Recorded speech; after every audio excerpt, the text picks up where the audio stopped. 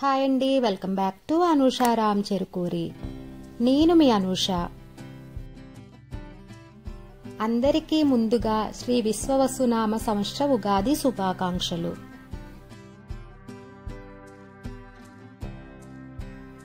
ఈ రోజు వీడియోలో తెలుగువారి ఉగాది పచ్చడి ఎలా తయారు చేయాలో చూపిస్తాను. ఉగాది పచ్చడిని ఒక్కొక్కరు ఒక్కొక్కలా చేస్తూ ఉంటారండి.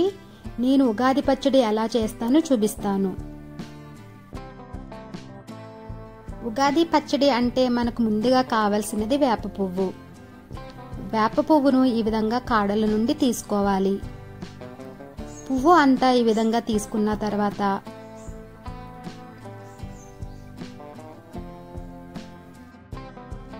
చేతిలో వేసుకుని నెమ్మదిగా నలుపుకోవాలి. ఇలా నలుపుకున్నట్లయితే రేకులు ఈజీగా వస్తాయి.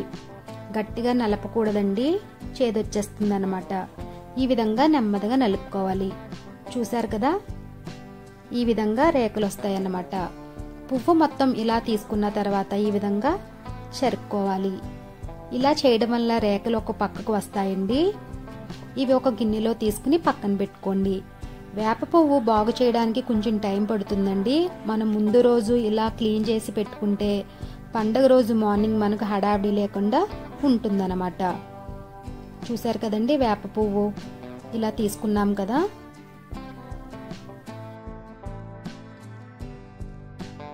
ఇలా తీసుకున్న వేప పువ్వుని పక్కన పెట్టుకోండి. మిగతా ఇంగ్రీడియంట్స్ చూద్దామండి. చేదు వేప పువ్వు, అలాగే పులుపు నేను ఇక్కడ చిన్న నిమ్మకాయ అంత సైజు చింతపండు తీసుకున్నానండి. 10 నిమిషాలు నానబెట్టుకుని ఈ విధంగా రసం తీసుకుని పక్కన పెట్టుకోండి. తరువాత తీపి బెల్లం ఈ విధంగా కోరుకుని పక్కన పెట్టుకోవాలి. తర్వాత వగరు కోసం లేత మామిడి పిందెలే తీసుకోవాలండి. కాయ అయితే పుల్లగా ఉంటుంది, అందుకని లేత మామిడి పిండి తీసుకుని ఇలా చిన్న ముక్కలుగా కోసి పక్కన పెట్టుకోండి. తర్వాత ఉప్పు, కారం. నేను కారం ప్లేస్లో మిరియాలు యూస్ చేస్తానండి. ఈ విధంగా పొడి చేసి పక్కన పెట్టుకోండి. ఇప్పుడు ఉగాది పచ్చడి ఎలా తయారు చేయాలో చూసేద్దామా. ఇప్పుడు ఒక బౌల్ తీసుకుని అందులో చింతపండు రసం వేసుకోవాలి.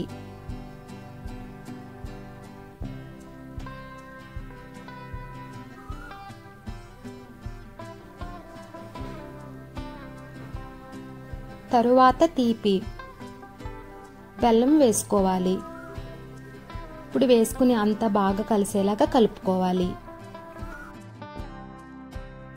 మేము ఉగాది పచ్చడికి అరటిపండు కూడా వేస్తామండి. అరటిపండు వేయడం వల్ల కొంచెం చిక్కగా వస్తుందన్నమాట. ఇలా చిన్న ముక్కలుగా కోసి బాగా మెత్తగా ఇలా చేత్తో కలుపుకోవాలన్నమాట.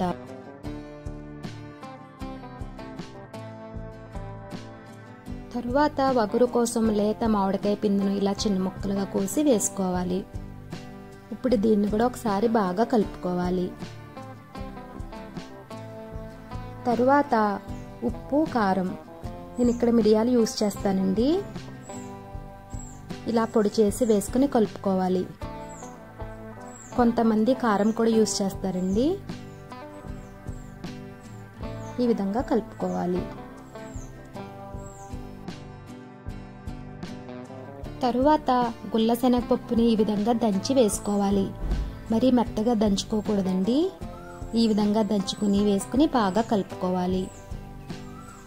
ఇలా కలుపుకున్న తర్వాత లాస్ట్లో వేప పువ్వుని వేసుకుని కలుపుకోవాలన్నమాట. వేప పువ్వు లాస్ట్లోనే వేసుకోవాలండి.